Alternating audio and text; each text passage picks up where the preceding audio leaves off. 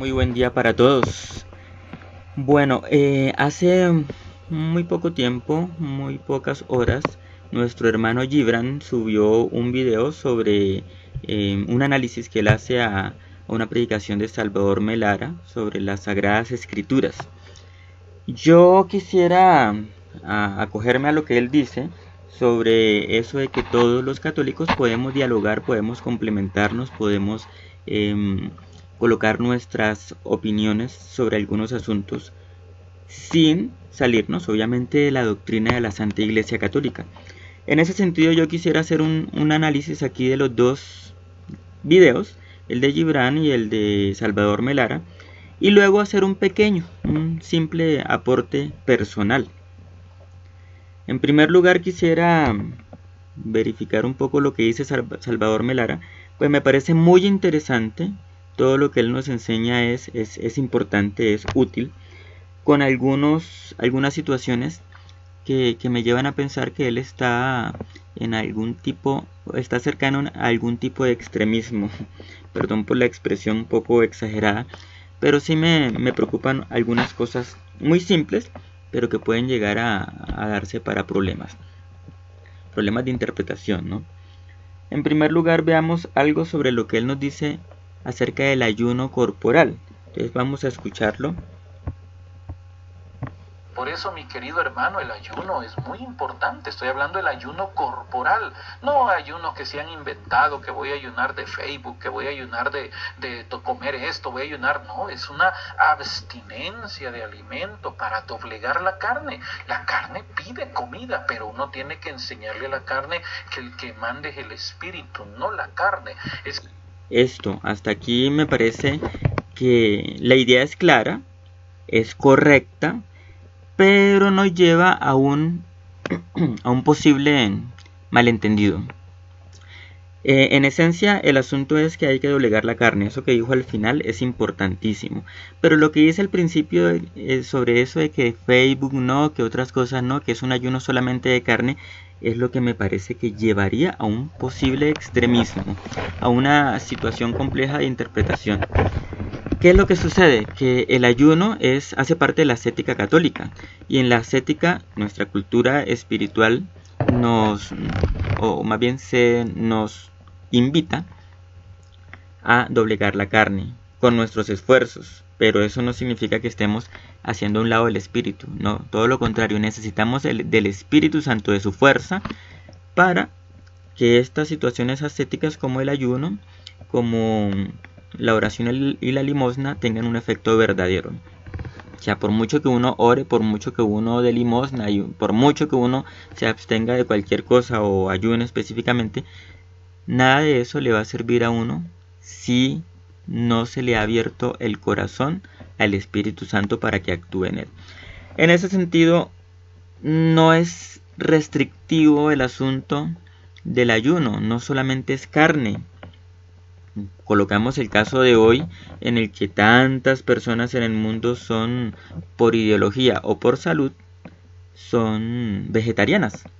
Para una persona de esas, ayunar no es mayor cosa en cuanto a la carne. Coloquemos ahora el ejemplo de las personas que simplemente tienen una condición médica psicológica que los lleva a vomitar todo aquello que comen o a abstenerse completamente de comida. Para esas personas el ayuno no significa dejar de comer, porque ya lo están haciendo y no lo lleva a ningún lado. Entonces el ayuno es quitar de mí aquello que me fascina, aquello que es difícil que yo deje, pero quitarlo por algún tiempo, aun cuando me haga bien, sobre todo si me hace mal. Entonces el Facebook, por colocar el mismo ejemplo que coloca Salvador Melara, el Facebook nos comunica, nos ayuda a tener unas conexiones con otras personas que nos permiten mejorar por la comunicación, por el sentimiento, por alguna cosa que eso nos beneficie. Es bueno, pero si yo decido ayunar de Facebook, significa que para mí eso es difícil y lo voy a hacer, lo voy a intentar. Obviamente lo lograré porque tengo la fuerza del Espíritu Santo y he colocado toda mi intención en ello. En ese momento, el ayuno se vuelve importante, aunque sea de otra cosa que no sea comida.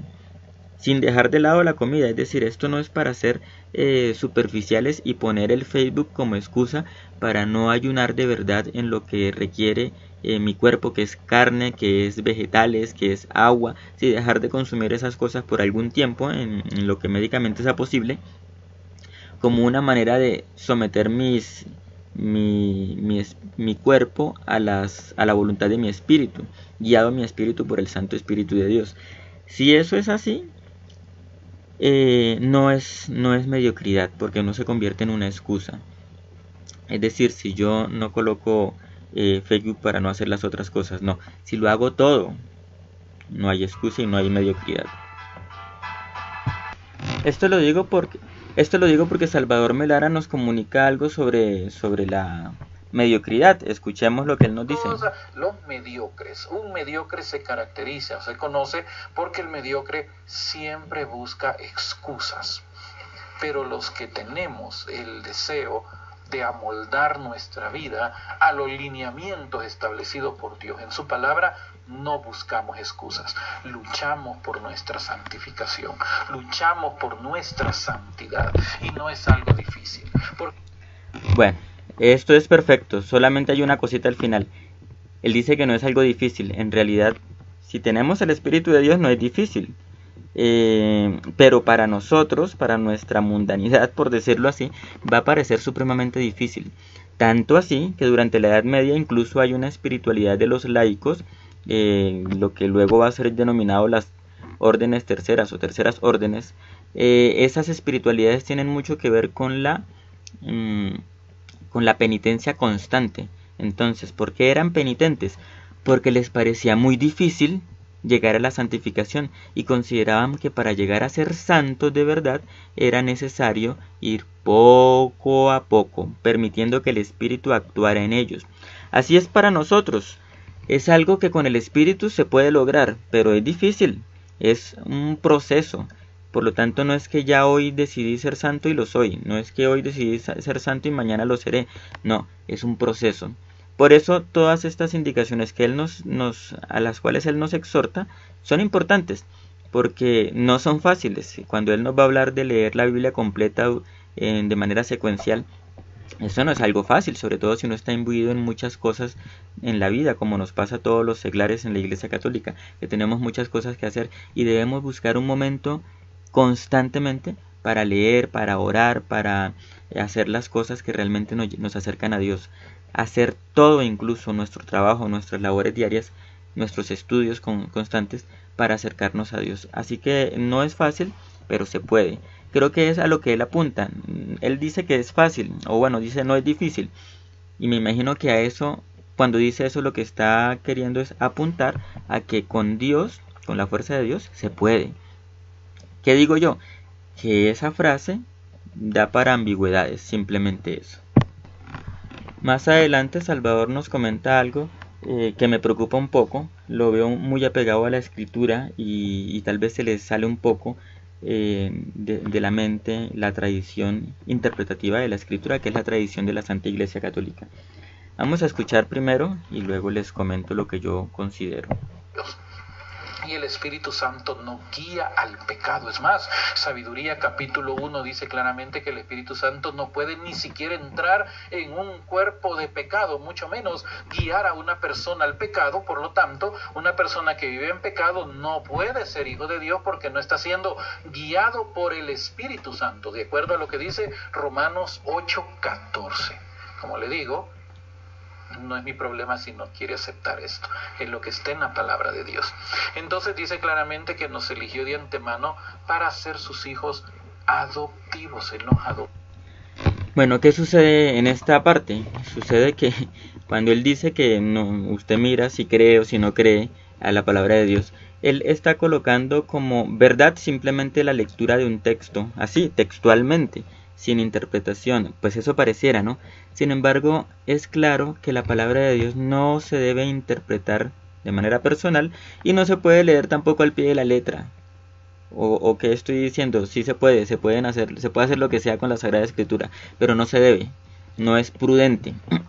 En este caso, él está colocando como norma de fe cuando está hablando, está diciendo que el espíritu no tiene nada que ver con un cuerpo de pecado.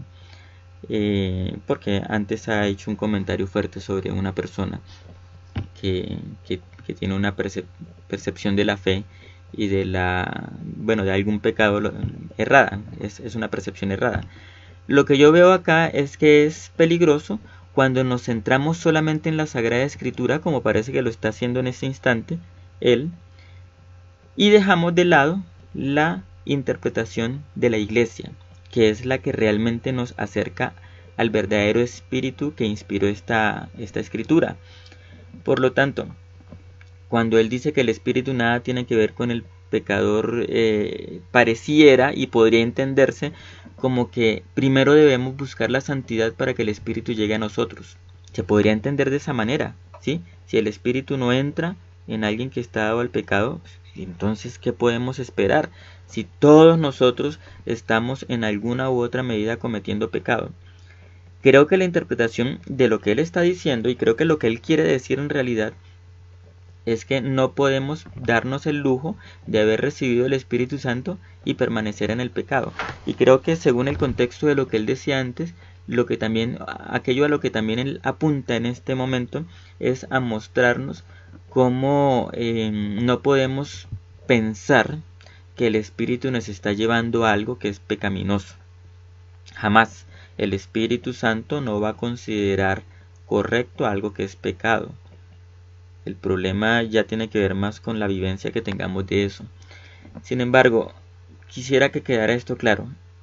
Cuando somos bautizados, entra a nosotros el Espíritu y rompe, destruye, desinstala el pecado. Obviamente en ese instante no teníamos pecado, pero si nos bautizáramos grandes pasaría lo mismo. Así que el Espíritu sí tiene que ver mucho con el pecado. ¿Cuál es su relación con el pecado? Que lo destruye. Por lo tanto, siempre, aun cuando nuestra concupiscencia nos lleve a pecar, siempre tenemos la posibilidad de aferrarnos al Santo Espíritu para que, por medio del sacrificio de Cristo, destruya en nosotros el pecado que hemos permitido que habite. Y por fin llegamos al momento en el que Gibran nos va a realizar un análisis sobre esta parte del video del doctor Salvador Melara, el licenciado. Aquel santo de la antigüedad. Tenemos que tener esa constante búsqueda de Dios a través de la oración y de la escritura de la palabra de Dios. Por eso es que decía, a Dios hablamos cuando oramos, Dios nos habla cuando leemos su palabra. Así que mi querido hermano, mientras usted no tome seriedad en este asunto y no agarre su Biblia todos los días a una hora fija, a una determinada hora, con un tiempo determinado, y lea la Biblia completita, no un pasajito aquí, un salmito por allá, un pasajito de por otro lado, no, desde que comienza hasta que termina, y una vez la termina la vuelve a comenzar, porque esta es una constante, esto es un día a día, todos los días, donde terminó comienza el siguiente vez, y donde terminó esta vez vuelve a continuar hasta... En fin, el asunto es, de aquí Gibran toma material para su video y para mostrarnos cómo la lectura de la Sagrada Escritura sí puede ser de pasajes, de momentos específicos, de citas muy, muy puntuales. De hecho, la historia de la Iglesia lo va a ratificar, ya que durante muchos siglos las personas del común no tenían acceso directo a las Sagradas Escrituras, sino que solo podían leer lo que se encontraba en las lecturas del día para la Sagrada Eucaristía. Por lo tanto, esas solas lecturas los llenó a ellos de amor grande hacia la palabra de Dios, hacia la persona de Cristo principalmente, que es la palabra de Dios, y no solo hacia su texto, pero esos textos lo llevaron hacia la santificación en Cristo. Es decir, muchos santos medievales, solo leyendo pasajitos aquí, salmos allá, lograron la santificación. Así que sí es posible, porque el peso no está, como lo dice Salvador Melara, en la Escritura. Sí, pareciera que él nos está dando nos está mostrando que hay mucho peso en hacer las cosas. Resulta que el peso no está en hacerlas constantemente, el peso estaría más bien en hacerlas con pasión. Es decir, si leo solamente la parábola del buen samaritano, yo lo hago con pasión y lo imito, lo trato de hacer vida constantemente. Incluso si solamente tuviera acceso a esa parábola, esa sola parábola tiene la capacidad de llevarme a la santificación, de llevarme a Cristo y por lo tanto a ser santo. ¿Qué es lo que veo acá? Que Salvador Melara se queda solamente con la escritura. Y en ese video, porque seguramente en otras partes sí le dará peso a la oración, pero en ese video se le olvida hablar de la oración. Es decir, no solamente está en leer, ¿sí? Porque en la escritura, como dice el adagio medieval, en la escritura me habla Dios, sino que también hay que orar, porque debo contestarle. Y esa oración no solamente está en palabras y en meditaciones o pensamientos, sino que también está en acciones concretas que llevo a mi día a día. Eso es simplemente la puntualización de esta parte del video de Salvador Melara. Él no estaría negando la oración, simplemente no le está dando peso en este video. Él no está negando que haya otras formas, o bueno, tal vez sí lo esté negando, realmente no sé. Pero en este video no menciona esas otras formas. Se le olvida un poco que la historia de la iglesia está llena de personas que no tuvieron acceso a la escritura, porque era muy costosa en un primer momento, ¿sí? En la primera etapa de la época medieval, y solamente podían ir a leer allá a la casa del obispo, o más tarde a la catedral, o a la iglesia, o a la parroquia, mejor dicho. Y más adelante porque incluso fue restringida, ya que dio paso a la lectura personal y por lo tanto a muchas herejías. Pero tenemos esa historia de la iglesia riquísima en personas que leyeron solo pasajes aislados y con eso llegaron a ser santos, muy santos, a ser reconocidos como santos después también por la iglesia, pero en vida de ellos llegaron puntualmente a una santificación real. Ya para ir concluyendo, tenemos también a Gibran, que nos comenta varias cosas interesantísimas sobre la iglesia, sobre nuestra fe. Algunas de esas ya las comenté. Por ejemplo, el hecho de que nos podemos santificar con pasajes aislados de la Sagrada Escritura. Una segunda cosa, que Cristo no es igual a la Sagrada Escritura. Como católicos sabemos que en la Sagrada Escritura está la verdad. Claro que sí está la verdad, eso no se puede negar, pero no se agota en ella, es decir, Cristo no se agota en un texto escrito. También está la verdad en la Santa Iglesia, es decir, la comunidad de los fieles presentes y también pasados, es decir, en la historia de nuestra Santa Iglesia también se encuentra la palabra de Dios. Y se encuentra, por último, en nuestra propia historia de vida, donde Cristo, el Espíritu Santo, ya que hemos sido bautizados, nos habla constantemente de diferentes perspectivas. Él habita en nosotros, habita en la Santa Eucaristía, habita en el templo, habita en la Santa Iglesia, en su historia, en la Sagrada Escritura. Y desde todos esos aspectos de nuestra vida, Él nos habla. Esa es la palabra de Dios que hay que escuchar. Por lo tanto, no es solamente leer y ya leí la palabra de Dios y lo demás, ¿qué es?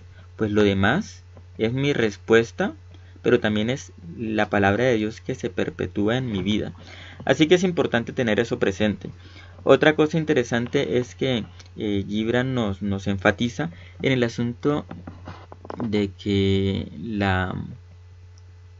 una sola cita, si yo la medito a profundidad, me lleva a la santidad.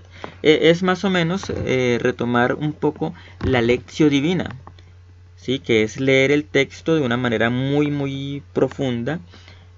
Luego de esa lectura también se hace una oración, una meditación, y luego se llega a un momento de contemplación, un éxtasis de la palabra de Dios que me está edificando. Por lo tanto, es profundo. Ahora viene la parte en la que yo quisiera dar un aporte sencillo, ¿sí?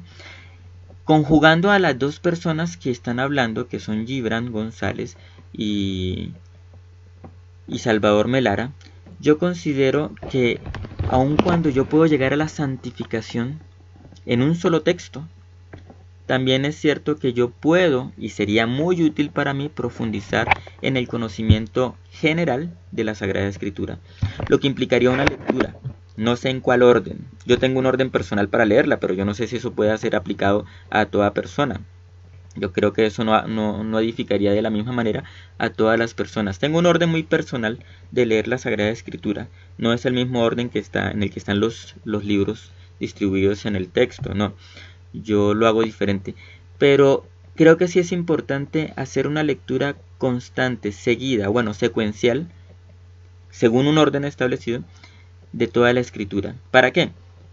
Para conocer la historia de nuestra fe. Es decir, para que cuando llegue yo a una Eucaristía y se haga una lectura de un texto X, yo pueda ubicar ese texto en un marco general de historia sagrada, a partir del cual lo voy a entender y lo voy a degustar mejor. Lo voy a profundizar con mucha mayor claridad. Entonces, si es interesante, es útil, es importante. Lo que no sé es si sea necesario. Yo tal vez diría que no es necesario, pero es muy útil, beneficioso. Comenzar, por ejemplo, desde el Génesis y seguir hasta el Apocalipsis, así como está en el orden de los libros, sería muy útil. Ese orden tal vez no nos sirva para comprender el contexto con claridad, pero sería útil porque entendería cada libro, y cuando me llegara una lectura yo sabría, eso de lo que me habla este texto del Evangelio de hoy o de la primera lectura de hoy se refiere a este contexto del libro tal, que yo tengo alguna noción de eso. Entonces sí es útil, aun cuando no sea necesario. Segundo aporte mío, que no es mío, no, es de la historia de nuestra iglesia, de la tradición de nuestra iglesia, que yo la he retomado en algunas cosas. Y este segundo aporte sería que no solamente una lectura procesual de la Sagrada Escritura es importante, no, también es importante una lectura de la tradición de la iglesia. O sea, retomar un poco esto de la hora de lectura de los frailes, de los monjes, ¿sí? Que era una hora de lectura, en primer lugar, de la Sagrada Escritura, pero también de los padres de la iglesia. Entonces es importante saber cómo se construyó la reflexión de nuestra iglesia. Cuando yo me apropio de eso, yo comprendo muchas otras cosas que no están en la Escritura y que sí están en la historia de nuestra iglesia. Es decir, que en la Escritura están de una forma y que se aclaran y se amplían a lo largo de nuestra historia de casi 2000 años. Pero incluso no sería suficiente con eso, es decir, sí sería suficiente, pero no sería solamente allí que se agota mi segunda idea. También sería muy útil leer a los doctores de la iglesia, porque si bien es cierto, como lo ha dicho Gibran en otras ocasiones, los padres de la iglesia no es que hayan dicho todo, no, y hay una razón muy específica por lo cual eso es cierto, y es que ellos dijeron lo que dijeron en una época en la que no existían problemas que hoy existen, y por lo tanto hoy eso que ellos dijeron se dice con otras palabras y con una puntualización muy específica que permite que no cometamos errores, mientras que si leemos lo que ellos dijeron, pues hay ambigüedades para lo que luego los concilios definieron o lo que hoy en día nosotros comprendemos. Entonces ellos no fueron específicos, pero sí sería útil entender a manera de reflexión lo que ellos nos querían decir. Y los doctores, en cambio, sí son más específicos. Por algo son los doctores, porque en materia de fe ellos han dado aportes grandísimos a la iglesia en materia de fe, de espiritualidad, etc. Sin embargo, lo mismo pasa con ellos. Eran de un contexto específico. Hoy en día tenemos que utilizar un lenguaje más actual para comprenderlo, porque si no nos quedamos con conceptos que no entendemos. Pero hay muchos textos de ellos que son simples y que los podemos comprender y que nos pueden edificar. Tampoco se agota allí mi propuesta, porque si nosotros no conocemos ejemplos de vida que hayan aplicado esa fe nuestra, podemos llegar a pensar que es una fe abstracta, una fe que no tiene nada que ver con nuestra realidad. Por esa razón, es una invitación también leer las vidas de los santos. Con ese material ya tenemos lectura espiritual hasta que un día antes de morirnos, si no habremos acabado. Porque no se trata de acumular conocimiento, esta es un tipo de lectura que es espiritual, que nos permite ampliar nuestra visión, pero no es quedarnos en eso, porque no es por el conocimiento que nos vamos a hacia el cielo, no, es por la vivencia que llevemos de todo esto. Por lo tanto, hay que orar constantemente. La Eucaristía dominical es importantísima, pero hay que darle eco día tras día. Y en ese eco podemos recibir mucha buena influencia de los padres de la iglesia, de los doctores de la iglesia, de los santos de nuestra Santa Iglesia, de los textos bíblicos desde el Antiguo Testamento hasta el Nuevo Testamento. Todo eso es un mar de motivaciones, es un mar de ayudas a nuestra espiritualidad. Entonces simplemente eso quería decirles. Muchas gracias los que lleguen al canal y puedan verificar esto, puedan escuchar este mensaje que quiero dar. Es simplemente un aporte y una puntualización de algunas cosas que Salvador Melara había dicho y que pueden llegar a ser interpretadas equivocadamente. Bendiciones para todos y ojalá se puedan suscribir a mi canal.